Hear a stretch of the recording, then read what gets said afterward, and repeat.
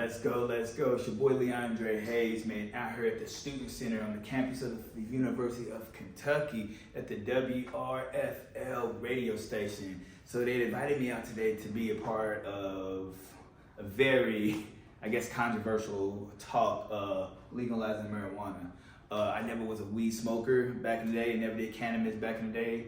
I did, but it wasn't my thing. So I guess on this radio show, they just want, as a recovering addict and alcoholic, they just want my input on it. And so, yeah, it's about to be interesting. I never really talked about weed. I mean, I got my, yays and nays about it, but yeah, it's about to be an interesting, it's about to be interesting. I never done this before, really talked about cannabis and legalizing it as well. So yeah, so it should be interesting. Leave some comments on what y'all think, because this is definitely new territory for me. So yeah, let's go. Yeah,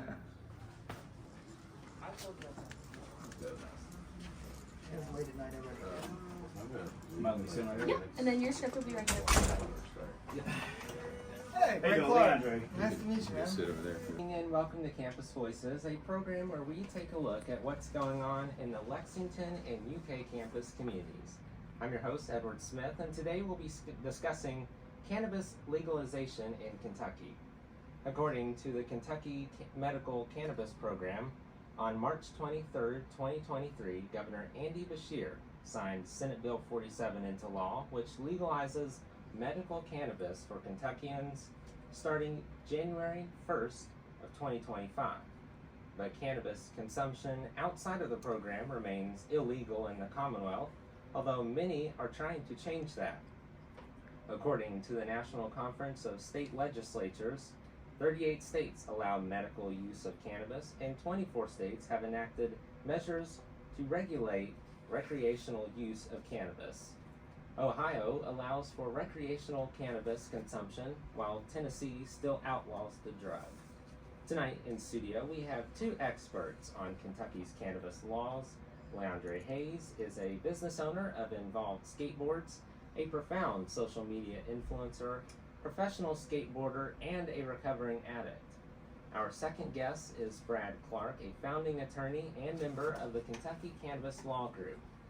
Clark is a graduate of the University of Kentucky's College of Law in 2009, and his practice areas include criminal defense and OVI DUI defense. Thank you both for joining us. Thank you for having me. Thank you.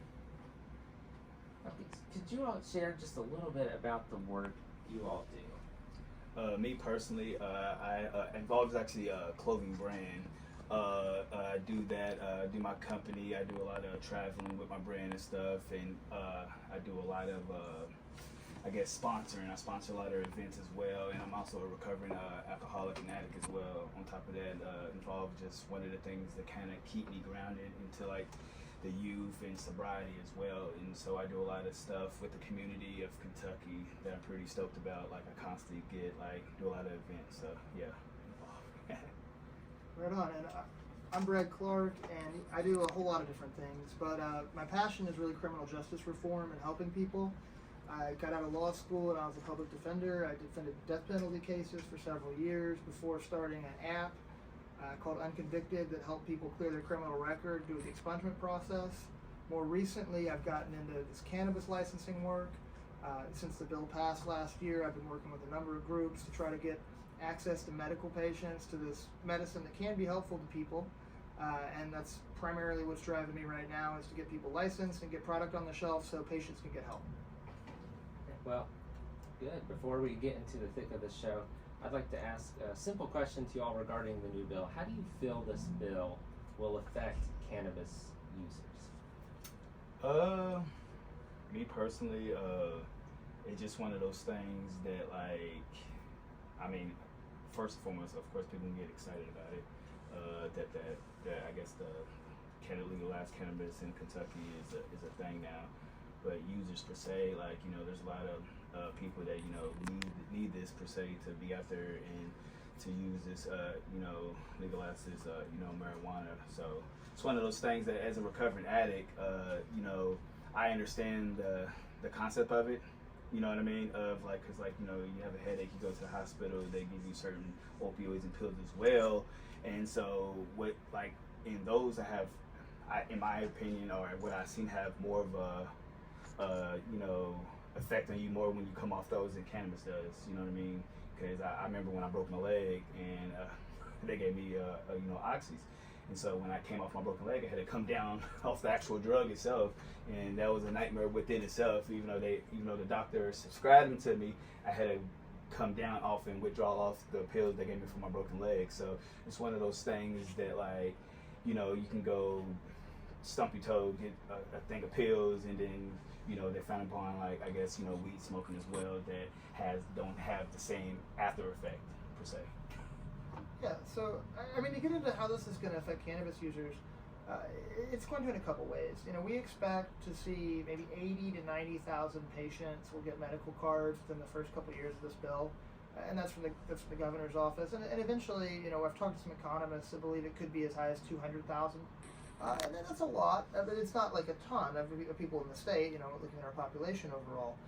Ultimately, though, what this is a step in the right direction to exploring, being able to research these drugs, these plants, and they're finding new compounds all the time that are inside this plant. I mean, as recently as 2019, we found things we didn't even know exist that have medicinal purposes. And so, really opening this up and allowing research into a substance that obviously has its downsides, but it also has a lot of positives, is very important. And if we look at the history of why this has been gatekept, a lot of it is very ugly and, quite frankly, race-based. And so I think this, on some level, I hope, is a sign that we're moving in the right direction in that respect as well. Well, the idea of legalizing cannabis is not a new idea, especially in Kentucky. WRFL reporter Reese Shingle has more on the history of cannabis legalization. Is this bill past due? I'd say absolutely. And you don't even have to be a supporter of medical marijuana to see that. I mean, the toll that the war on drugs has enacted on communities, particularly impoverished ones, in a way that's entirely disproportionate is, quite frankly, morally reprehensible. I think that putting people in jail for using a plant that people have used for thousands of years is wrong, and I think this is just one step in the road to getting to where we need to be. Now, that's not to say that I believe everybody should use marijuana. Talk to your doctor about that. That's what this is about. But ultimately, giving people that personal freedom and taking away people's freedom for something ultimately that doesn't hurt anybody else, I think it's way overdue. So yes. For sure, I definitely agree that this is way overdue. Like you said, it keeps like I guess systematic, like I said with race. I've been around tons of people back when I was out there using, just freaking out. Oh, I got this little thing of marijuana, and get time for it. Spend 30, 90 days or even a year in jail for just a gram of weed, and and there's way more stuff going on. So it's like, I love how they have like the legal limit of drinking, but then it's like you're got the marijuana, and then you like bing, slammer, go to jail, get a lawyer, and then you lose your job. But then it's a whole chain of effects just because you have a gram of weed, and it's mainly pulling over people like of color. You know what I mean? So I think this for Kentucky for sure. It's definitely overdue past bill, yeah, for sure. Well, the new bill will affect all aspects of the community, including students. WRFL reporter Bryce Towell spoke with University of Kentucky students on their views of medical cannabis. As a skater, and I'm around skaters, it helps them focus on tricks and certain like tricks they're about to do, or even with injuries per se too. Like we're as a skateboarder, we fall, get hurt all the time. So that procedure of basically when I guess the homies per se roll up and do their thing, it also helps with their injuries and just get them dialed into their particular tricks. So I've been clean for about 4 years now, so I'm still like I ain't gonna say fresh out of recovery or fresh from removed from it per se, but I understand like the plus size of medical marijuana just for the healing process of a skateboarder that's out there just grinding and skating literally every day. I understand the concept of it. You know what I mean? Yeah, I think that's a lot of good points. It certainly can be helpful for pain. There's research that shows that. But yeah, I mean, I think that one of the things about medical marijuana is it is going to increase access to for certain people that otherwise wouldn't be able to get this drug. Obviously, I mean, it wasn't legal previously. I mean, some forms of THC have been approved by the DEA and FDA for years, but the actual plant material hasn't been. And if you lived in Kentucky, and so I think that's great that people are going to have this additional option. But we have to remember this is medicine. When we're talking about going further with adult use, recreational, whatever you want to call it, that's a different conversation. But I think that as this is a medication, and the doctors overseeing the procedure, and everything is going to be very clean and very lab tested. It's not going to be like buying something off the street anymore. It's not going to be like, I know we see a lot of these products in gas stations now that people are taking gummies and vapes and even pre-rolls. Those are illegal, by the way. Don't buy those. Any cannabis flower material, you might as well listen out there that's going to buy THCA flower or whatever from the gas station or the hemp store. That is illegal. Any flower product is still illegal in Kentucky. You get in trouble for that. Now, I may argue differently in court, but that's just me a piece of advice right now. But in any event, I think this is also part of social justice. I don't think that the evidence is clear that like people across socioeconomics and different races don't use marijuana at any different rate.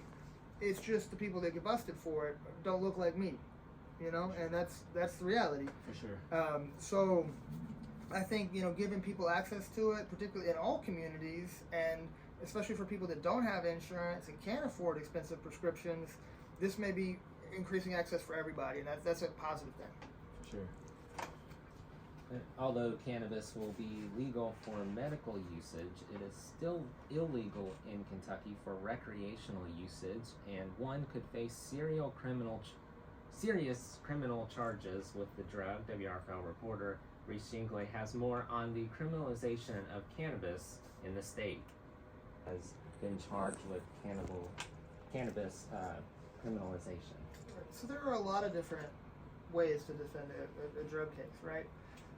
Most commonly, you're looking for, did the government make a mistake? Did they violate someone's rights? So the evidence has to be thrown out. We've all heard about suppression of evidence or suppression motions, things like that. So that's the first thing that a defense attorney is probably going to look for, is there a way to get this evidence excluded from the case because my client's constitutional rights were violated? Now, there are other ways too. I mean, a lot of times what you'll see is there may be like 4 people in a car, and there's a significant quantity of drugs, whatever, marijuana or what have you, and the police just charge everybody with trafficking, even though the guy in the back may have just been there smoking, right? Even he wasn't selling, he might have bought from the guy that was driving, the guy in the passenger seat. And so a lot of times you've really got to go in and look and say, what did my client actually do? What can they actually prove was his conduct? Because, as you just said, the penalties for trafficking are significantly different than possession. And then, finally, if you can't win on the facts, you can't win on the law, you try to mitigate. So maybe get your client in treatment, get them to go to some meetings, show the prosecutor that they're trying to make a positive change, get people to write letters for them, talking about what all they've done. And in particular with cannabis, on the possession level, it's relatively trivial in Lexington, at least. The court system here is more open than a lot of places, that somebody might just pay a fine and then have it removed from their record. So there's a lot of different options, or do community service. There are a lot of different options to avoid having a criminal record if you are caught with cannabis, whether it be a small amount or a larger amount in some cases. But I just would add, I think there is one thing Reese just said that I want to make clear here is, while you can possess cannabis if you have a medical card, you cannot transfer it to anybody. Do not do that. I know it may have just been the way I heard it, but if you do get a medical card, that is your marijuana. That is not to be transferred or shared with anyone. You're not going to be allowed to smoke it. There are a lot of regulations about it. You can't smoke it in public. You're not supposed to smoke it at all. You can lose your medical card, but people are going to do what people are going to do. But there's a lot of ways out there to help people, and if somebody is in trouble, they should speak to a lawyer for sure. And Leandre, as someone who is seen as a local public figure and a role model for recovering addicts, have you ever witnessed or heard of community members who may have had a run-in with the law on their supposed medical marijuana habits? It's funny what Brad was saying about the being in a car with 4 people, because I've been that 4th person in the car, and I'm getting charged with just what my buddy had, like the medical marijuana license. So I was it really resonated with me on a personal level. And it's just one of those things when they look at, us, four dudes in a car with one with a medical marijuana license, but still has the marijuana. They still, when you out there, like, get pulled up all day, at the end of the day, they really don't care about that. They're going to do what they're going to do to you. And then they let the, I guess a quote unquote court sort all that paperwork out. So it's one of those things that, especially in Kentucky, that the law is there's still people like, you guys got drugs, drugs to to certain lawmen. You know what I mean? So I've been in that situation when it's like, it gets expensive real quick. Even though if somebody does have the American marijuana card, you still got to pay for that lawyer. You still got to go to that court card. You still got to miss work. You still got to do this and the third. So it's one of those things that when they sign this bill, it's one of those things that hopefully that discretion won't be as, I guess, strict, if you will, if that makes sense. You know what I mean? When they see that card, but hopefully, I guess, the lawmen, I will say, be here with the times, because sometimes they don't care that you do have the medical marijuana. They still do what they want to do to you. So yeah. After hearing about Kentucky's cannabis law and the opinions of UK students about the law, do you all think that Kentucky will legalize cannabis for recreational usage in the near future? I feel personally for sure. There's at this point, the writing's on the wall, and there's nothing that it's going to happen. You know what I mean? And eventually it's going to happen. How many times you're going to pull somebody and charge them for just a nugget amount of weed? You know what I mean?